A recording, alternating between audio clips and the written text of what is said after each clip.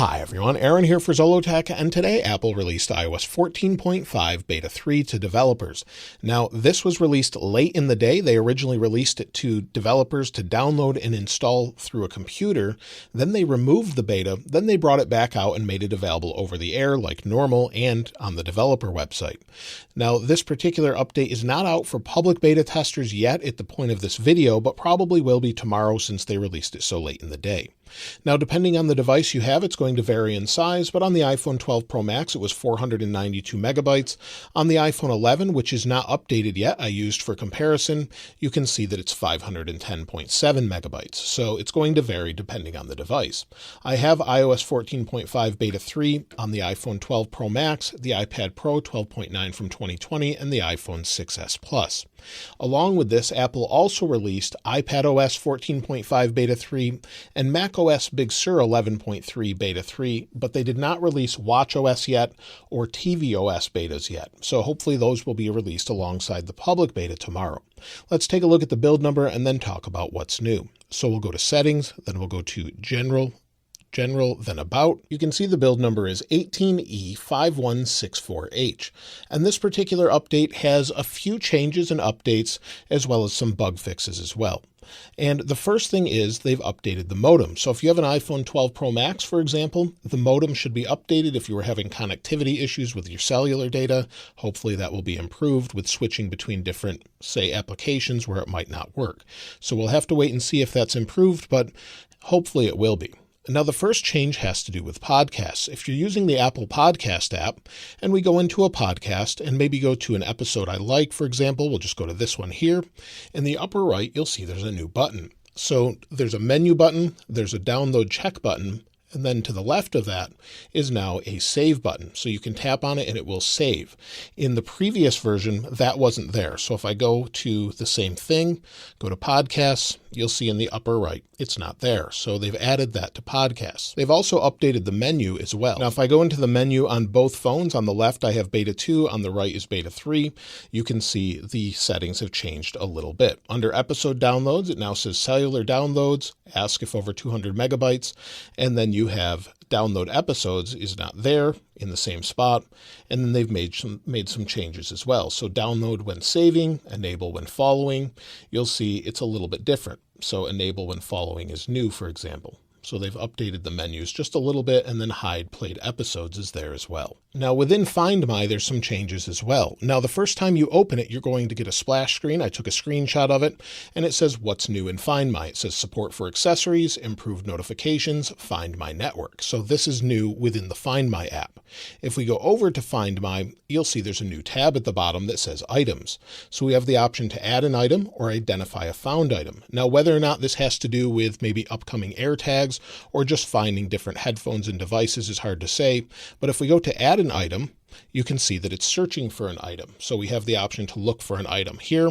And then also, if we want to identify a found item, you'll see it says searching for items. You can learn more about lost items or see if its owner has left a message by connecting to it. So we have the option to use something that might be like AirTags in the future. So that's been updated within Find My. Now, as far as Face ID, there's some wording changes under the settings. So if we go to the settings here, go to Face ID and passcode.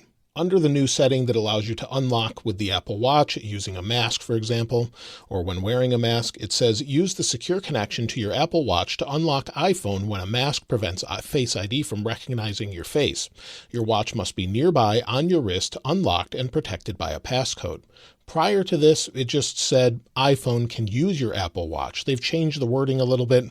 I'm not sure why, but they often update things like this.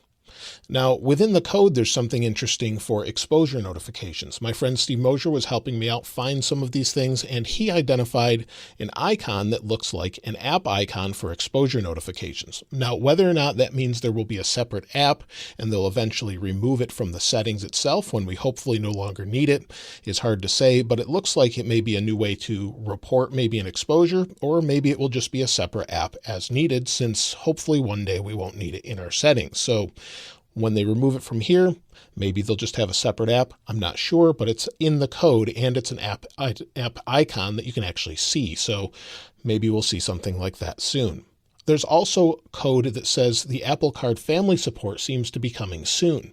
So when you're using your wallet with your Apple Card, there may be an option in the future I've talked about before where you can add a family member, maybe a trusted child, for example, to use a limit of a family card on their phone itself. So we may see something like that in the future. Now within the Maps app, there's a slight change to the UI as well when you're navigating someplace. So let's go into Maps. Now within Maps, on the right I have Beta 3, on the left I have Beta 2.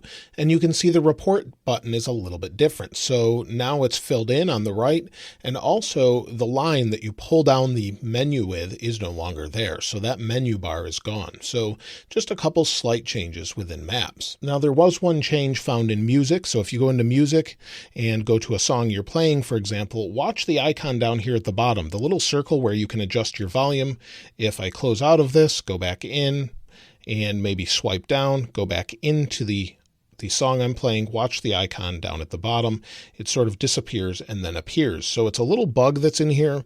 I wouldn't say that's a necessary change, so something needs to be changed there as well. But they've been making a lot of tweaks to Music itself, so I would expect them to continue to update that with future betas.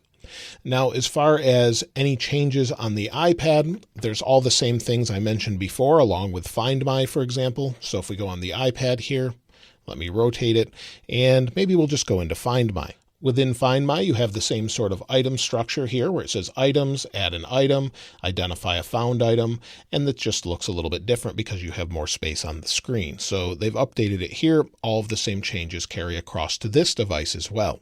And so as far as anything new, that's all that you can see. But as far as resolved issues, according to Apple in the notes, there are 7 resolved issues. And the one that stood out has to do with the iPad.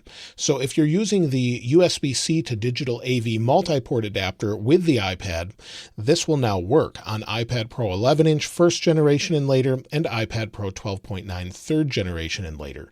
Prior to this update, that adapter did not work properly with these iPads. So that's been resolved and is fixed in this particular update. So that's something that stood out. The rest has to do with developers for the most part. Now, as far as bugs within iOS 14.5 Beta 3, there are no bugs or known issues that were mentioned as far as in the notes. However, the green tint issue could potentially still be there. They fixed quite a bit of that with Beta 2, but I haven't heard back from anyone that was having those issues as to whether or not they're still experiencing those issues on this beta since it was released later in the day. Now, we'll give that a few days and wait for the follow-up, of course, and see if there's anything else in here as far as features or bug fixes when it comes to that, or flickering with HDR, but hopefully that's been resolved. As far as the battery life is concerned, hopefully that's improved quite a bit because battery life was not great on previous betas, at least for me on the iPhone 12 Pro Max. I've been using this as my main device, and you'll see my battery health is at 100%. Every time you do an update, for example, it just rechecks the physical health of the battery and gives you a percentage. So it's at 100% still since new. And here's my battery life. So today I used it quite a bit looking for new features, installing the update, for example, and it was only at 5 hours of battery life, and I hit about 80% of total usage. So that's not great. And if you look back over the past week or more here, you'll see I only had 2.5 hours with about 50% usage. So I was really getting about 5 or 6 hours of screen on time. However, when I went to bed, for example, I had 50% of my battery life left. So it's kind of strange. I'm not sure it was reporting accurately, and we'll have to give it a few days to see if that's the case with this particular beta, and hopefully they've resolved those issues. It is a beta, so I'm not too concerned about it, and I do expect a few more of them. As far as the iPad goes, I did have pretty poor battery life on this as well. I was getting about 5 hours of battery life in general, total with its usage. So whether that means playing games, using YouTube, for example, over the last few days, you'll see it was charged to 89% at 5:12 p.m. today, and we're down to 74%, and I've barely used it. It's just had its screen on for this video, for example. So you'll see I did play a little bit of gaming here, the home and lock screen. Maybe I need to turn off some notifications, but in general, I was getting about 5 hours total, and then I would have to charge it if I was lucky. So it's really not great. Hopefully it improves with this beta, and we'll have to see how it goes. As far as performance goes, it seems to be okay. Performance-wise is all right when I'm just scrolling through different things like music, for example. It's not slow at all, and I haven't had an app lag when I'm closing it. So if I'm closing out of music, it seems nice and smooth. But again, that took a few days with beta 1 and beta 2, for example, to see if it was going to lag. With beta 2, it didn't lag for me, but for some it did. But overall performance seems to be pretty solid. Things like face unlock seem to be about the same. So I have beta 2 on the left, for example. We'll try this on both. So beta 2 on the left, beta 3 on the right. Two different phones, but let's see what happens here. And it seems to be about the same. We'll try it one more time. And it's close enough. One more time. We'll bring it up here. And it's very close. I don't know that you can tell too much of a difference, but it is something worth mentioning. It seems nice and fast still. As far as benchmarks seem to be okay. They're not amazing, but let's go into Geekbench, for example. We'll go to the benchmarks, and on my iPhone 12 Pro Max, I scored 1,590 for single core, 4,167 for multi-core. If we look at the history, you'll see at the top is today, below that is the other day on beta 2, and the multi-core score is a little bit lower, but the single core is identical. So I really wouldn't expect any performance differences that are noticeable other than hopefully fixing lag. It feels very smooth to me just in general use. The Geekbench scores on the iPhone 6s Plus, I did run them, but I ran them as soon as I used it, and they're fairly low because it was warm when I was running it. So it was only 418 for single core, 872 for multi-core. The iPad Pro performed well also, and I'll just show you for your reference since I tend to do this every time. So we'll go to Geekbench, for example, and you'll see it scored 1,125 for single core, 4,632 for multi-core. As far as the history goes, we'll take a look and see if we can find today. And so if you look here, we have March 2nd, 2021. It's today's score versus, say, February 16th, and it's very close. A little bit higher on multi-core, a little bit the same on single core. And if we go back to March of last year when this came out, it's a little bit faster in general. So you can see that above here where I'm pointing to. So it's actually a little bit faster than it was last year at this time with iOS or iPadOS 13 on it. So it seems to be performing well. Now, as far as should you install iOS 14.5 Beta 3? Well, if you're already on the betas, I would say absolutely. You want to make sure you're getting the best bug fixes, seeing how it's performing, and reporting back to Apple. However, if you're on iOS 14.4 and you're anxious to update and trying to fix bugs, I would hold off if you're looking for that, as there could be additional bugs that crop up and cause issues. If you know what you're getting into with a beta, then certainly go ahead, but you'll have to wipe the device should you have any issues, so be prepared to do that if you do have issues.